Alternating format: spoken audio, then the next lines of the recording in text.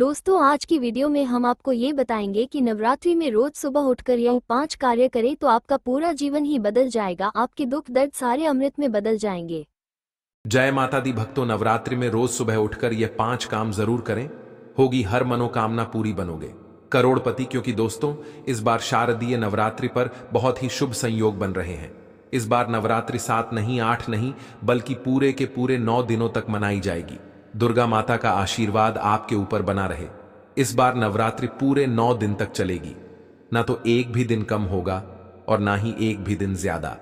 पूरे 9 दिन तक माता रानी की सच्चे हृदय से भक्ति की जाएगी। 9 दिनों के नवरात्रि बहुत ही ज्यादा शुभ और मंगलकारी मानी जाती हैं और यह अत्यंत दुर्लभ होते हैं। आपको बता दें, इस बार जो शारदीय नवरात्रि है वह 3 अक्टूबर गुरुवार से लेकर 11 अक्टूबर शुक्रवार तक रहने वाली है। यानी कि दुर्गा अष्टमी 11 अक्टूबर गुरुवार को मनाई जाएगी और नवमी 11 अक्टूबर को होगी। 10वीं यानी दशहरा 12 अक्टूबर को मनाया जाएगा। और दोस्तों, 11 अक्टूबर को बड़ी श्रद्धा और भक्ति के साथ कन्या पूजन किया जाएगा। आप चाहे तो दुर्गा अष्टमी पर भी कन्या पूजन कर सकते हैं। दोस्तों, नवरात्रि का पावन पर्व माता दुर्गा जी को पूरी तरह से समर्पित होता है और नव दुर्गा को ही शक्ति स्वरूप कहा जाता है। इस संसार में शक्ति से बढ़कर और कुछ भी नहीं है। भगवान शिव जी भी शक्ति के बिना निष्क्रिय हो जाते हैं। तो आज की इस वीडियो में हम आपको बताएंगे कि नवरात्रि के दिनों में आप कौन से उपाय करें जिससे आपके जीवन की सभी परेशानियां दूर हो जाएंगी। आपके जीवन से गरीबी, दुख, तकलीफ सब खत्म हो जाएगी और आपकी मनोकामना पूरी होगी। अगर आपने यह वीडियो मिस कर दी तो आपको पूरी जिंदगी पछताना पड़ सकता है। दोस्तों, इस वीडियो में हम आपको एक बहुत ही महत्वपूर्ण जानकारी देने वाले हैं। अगर आप इस नवरात्रि में एक विशेष वृक्ष को छूकर आएंगे तो आपके जीवन की सारी परेशानियां खत्म हो जाएंगी। बस आपको उस पेड़ को छूकर आना है, इसलिए इस वीडियो को बिल्कुल भी मिस ना करें। अगर आपकी दुकान या धन बंद हो गया है, पैसों की तंगी चल रही है, घर में लोग बीमार रहते हैं, आपस में किसी की नहीं बनती, घर में लगातार लड़ाई झगड़े हो रहे हैं, शत्रु परेशान कर रहे हैं, पैसे आने के सारे रास्ते बंद हो गए हैं, पैसा आता है तो वैसे ही चला जाता है, पैसे की कमी बनी रहती है, दिन भर मन में नकारात्मक विचार आते रहते हैं या शरीर में आलस्य बना रहता है, घर में एक के बाद एक मृत्यु हो रही है, घर काटने को दौड़ रहा है, तो इस वीडियो को अंत तक जरूर देखें। नवरात्रि के पावन पर्व पर, नवरात्रि के किसी भी दिन हम जो उपाय बताएंगे, अगर आपने इसे सच्चे मन से कर लिया तो आपको धनी बनने से कोई भी ताकत नहीं रोक पाएगी। न केवल आप धनवान बनेंगे बल्कि आपकी सभी मनोकामनाएं भी पूरी होंगी। नवरात्रि के समय आपकी मनोकामनाएं पूरी होती दिखाई देंगी। मूर्ख व्यक्ति ही होगा जो इस प्रकार के उपाय को नवरात्रि के समय नहीं करेगा और स्वयं की दरिद्रता को डोट बढ़ावा देगा। इसलिए हम आपको कह रहे हैं कि इस वीडियो को अपने और अपने परिवार के फायदे के दोस्तों, लिए अगर अंत आपने तक अभी तक छाया जैन चैनल को सब्सक्राइब नहीं कर तो अवश्य रूप से सब्सक्राइब कर लें, जिससे कि आपको नए नए ज्योतिषी उपाय मिलते रहे और आपका जीवन सुख में बदल जाए। और कमेंट में जय माता दी लिखना ना भूलिएगा और अपनी राशि भी अवश्य डाल दे। अगर हमको आपकी राशि अनुसार कोई भी उपाय मिला तो हम आपको कमेंट के माध्यम से रिप्लाई अवश्य करेंगे। आगे बढ़ते हैं और जानते हैं। जरूर देखें दोस्तों, नवरात्रि का पावन पर्व माता दुर्गा को पूरी तरह से समर्पित होता है और यहां मां दुर्गा की कृपा पाने का सबसे अच्छा समय होता है। नवरात्रि के 9 दिन माता रानी हम सबके घर में आती हैं और हमारे साथ रहती हैं। इस दौरान समस्त वृक्ष, जड़ी बूटियां और तांत्रिक वस्तुएं माता रानी के आशीर्वाद से पूरित हो जाती हैं। जैसा कि हम जानते हैं, हमारे हिंदू धर्म में वृक्षों को देवी देवताओं का स्वरूप माना गया है। विशेष रूप से नवरात्रि के समय में कुछ विशेष वृक्षों का महत्व कई गुना बढ़ जाता है। ये वृक्ष देवी मां के रूप माने जाते हैं और इनकी पूजा करने से जीवन की कई समस्याएं समाप्त हो जाती हैं। इन वृक्षों को छूने मात्र से व्यक्ति के भाग्य के दरवाजे खुल जाते हैं और जीवन में सौभाग्य का आगमन होता है। दोस्तों, हमारे शास्त्रों में बता गया है कि पेड़ पौधे ना सिर्फ हमें शुद्ध वायु प्रदान करते हैं बल्कि हमारे जीवन की नकारात्मकता को भी अपने अंदर समाहित कर लेते हैं। इनमें से कुछ पेड़ जैसे पीपल, वट और बिल्व पत्र वृक्षों का धार्मिक और आध्यात्मिक महत्व बहुत अधिक है। भगवान श्री कृष्ण ने गीता में कहा है, वृक्षों में मैं पीपल हूं। पीपल को वृक्षों का राजा कहा जाता है क्योंकि इसकी आयु और शक्ति अत्यधिक होती है। नवरात्रि के समय यह मान्यता है कि देवी मां धरती पर आती हैं और इस दौरान जो भी पेड़ पौधे होते हैं उनमें दिव्य ऊर्जा का संचार होता है। अगर इस समय आप इन विशेष वृक्षों का स्पर्श करते हैं या इनकी पूजा करते हैं तो आपकी सारी परेशानियां समाप्त हो सकती हैं। हमारे शास्त्रों में पेड़ पौधों को बहुत ही गुणकारी कहा गया है। अनेक बीमारियों का उपचार पेड़ पौधों में ही छुपा है, जड़ी बूटियों में ही छुपा है। भगवान श्री कृष्ण ने गीता में स्वयं कहा है कि वृक्षों में मैं पीपल का वृक्ष हूं। पीपल के वृक्ष को वृक्षों का राजा कहा जाता है क्योंकि पीपल वृक्ष की आयु सबसे ज्यादा होती है। पीपल वृक्ष का सर्वाधिक महत्व पूजा पाठ में होता है। दोस्तों, इसीलिए भगवान श्री कृष्ण ने गीता में स्वयं कहा है कि मैं वृक्षों में पीपल का वृक्ष हूं। तो चलिए आज मैं आप लोगों को नवरात्रि के समय में छुए जाने वाले वृक्ष के बारे में बताऊंगा। दोस्तों, हमारे धर्मशास्त्र में अनेक ऐसे वृक्ष हैं जो कल्याणकारी होते हैं, मंगलकारी होते हैं।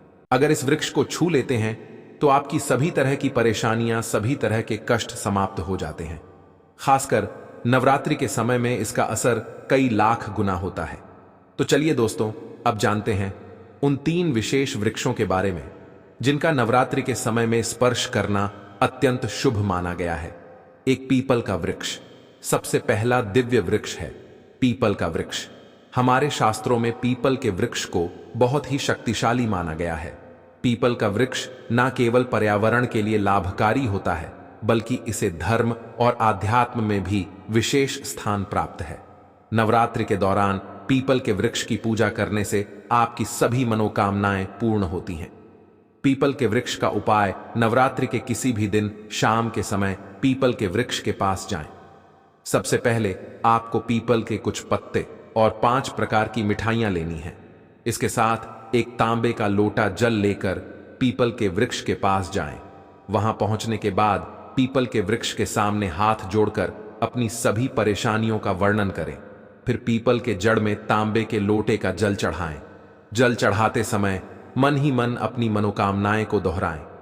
इसके बाद 5 प्रकार की मिठाइयां पीपल के पेड़ के नीचे अर्पित कर दें। दोस्तों, यह उपाय बहुत ही प्रभावी माना जाता है। ऐसा करने से माता लक्ष्मी और भगवान नारायण का आशीर्वाद प्राप्त होता है। नवरात्रि के दिनों में यह उपाय करने से आपके जीवन की सभी समस्याएं, विशेष रूप से धन से संबंधित समस्याएं दूर हो जाएंगी। दूसरा वृक्ष शमी का वृक्ष दूसरा दिव्य वृक्ष है। शमी का वृक्ष, शमी के वृक्ष को हमारे धर्म में माता जगदम्बा का स्वरूप माना गया है। नवरात्रि के समय में शमी के वृक्ष के नीचे दीपक जलाने से व्यक्ति की सभी परेशानियां दूर हो जाती हैं। शमी के वृक्ष का उपाय, नवरात्रि के किसी भी दिन संध्या काल में शमी के वृक्ष के नीचे जाएं और वहां दीपक जलाएं। आप चाहे तो इस समय लाल चूड़ी भी शमी के वृक्ष पर बांध सकते हैं। यह उपाय विशेष रूप से उन लोगों के लिए है जो सौभाग्य की प्राप्ति और मनोकामनाएं की पूर्ति चाहते हैं। शमी के वृक्ष की जड़ में सिंदूर चढ़ाने से व्यक्ति को आरोग्यता प्राप्त होती है। यदि परिवार का कोई सदस्य बीमार है तो 7 बार सिंदूर को शमी की जड़ में डालने से रोग समाप्त हो जाता है। 3 बेल का वृक्ष तीसरा दिव्य वृक्ष है। बेल का वृक्ष स्कंद पुराण में कहा गया है कि बेल का वृक्ष माता पार्वती के पसीने से उत्पन्न हुआ है, इसलिए इसे देवी पार्वती का स्वरूप माना जाता है। बेल के वृक्ष की पूजा नवरात्रि के दिनों में विशेष रूप से फलदायक मानी जाती है। बेल के वृक्ष का उपाय, नवरात्रि के दौरान बेल के वृक्ष के नीचे घी का दीपक जलाए। इसके साथ ही यदि आप बेल के पत्तों पर जय माता दी लिखकर माता दुर्गा को अर्पित करते हैं तो आपकी सभी इच्छाएं पूरी होंगी। इसके अलावा बेल के वृक्ष की जड़ में सिंदूर और तांबे की कोई भी वस्तु चढ़ाने से व्यक्ति की सभी समस्याएं दूर हो जाती हैं। बेल के वृक्ष को छूने से आपकी थकान और सुस्ती भी समाप्त हो जाएगी। 4 परिजात का वृक्ष चौथा महत्वपूर्ण वृक्ष है। परिजात का वृक्ष, यह वृक्ष समुद्र मंथन से उत्पन्न हुआ था और इसे लक्ष्मी का स्वरूप माना जाता है। परिजात के वृक्ष को छूने से शरीर की थकान, पीड़ा और कमजोरी समाप्त हो जाती है।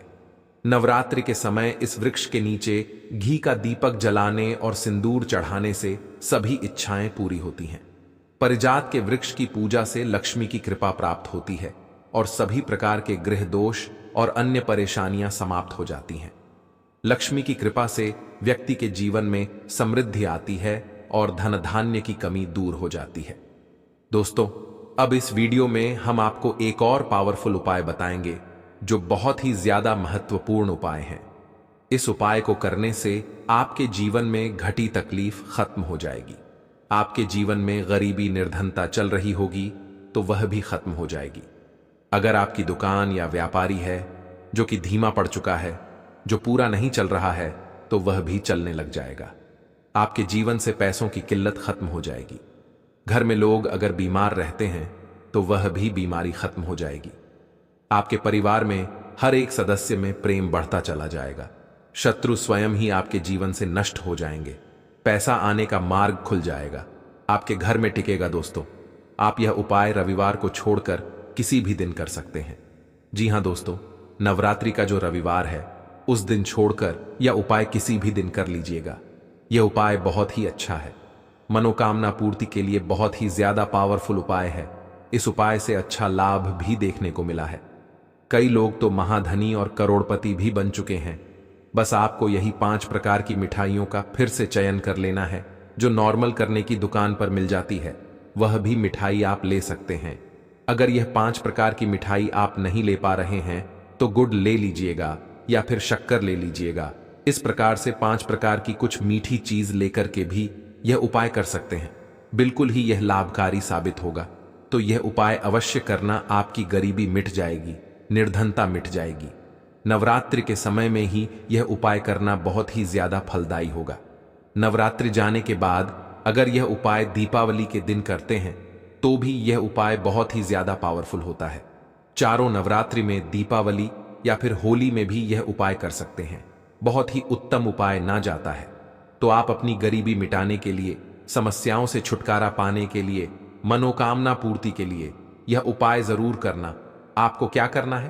5 प्रकार की मिठाई लेनी है और एक पीपल का पत्ता लेना है और एक लोटा तांबे का जल लेकर पीपल के पेड़ के पास पहुंच जाना है। पीपल के पेड़ के पास जाने के बाद आपको पीपल देवता से हाथ जोड़कर विनती करनी है और उसे जल को सबसे पहले आपको पीपल के नीचे डाल देना है। और जल को डालते समय आपको अपनी मनोकामना बोलते जाना है। और मनोकामना बोलने के बाद आपको जो 5 प्रकार की मिठाइयां ली थीं उसको पेड़ के जड़ में, यानी कि पीपल के पेड़ के नीचे पीपल के पत्ते पर रख देना है। दोस्तों, अगर आपने इतना सा उपाय कर लिया तो आपको बहुत ही ज्यादा लाभ देखने को मिलेगा। आपके जीवन की सारी परेशानियां दूर हो जाएंगी। तो अगर आप भी जल्द धनवान बनना चाहते हैं, आपके जीवन में कोई मनोकामना है जो अधूरी रह गई है, तो हमने 3 वृक्ष के बारे में बताया है। इन 3 वृक्ष को नवरात्रि के समय में छूना शुरू कर सकते हैं। और अगर कोई व्यक्ति यह तीनों वृक्ष को छू लेते हैं तो ऐसे व्यक्ति के कार्य सफल होने से, ऐसे व्यक्ति की मनोकामना पूर्ण होने से दुनिया की कोई भी शक्ति नहीं रोक पाएगी।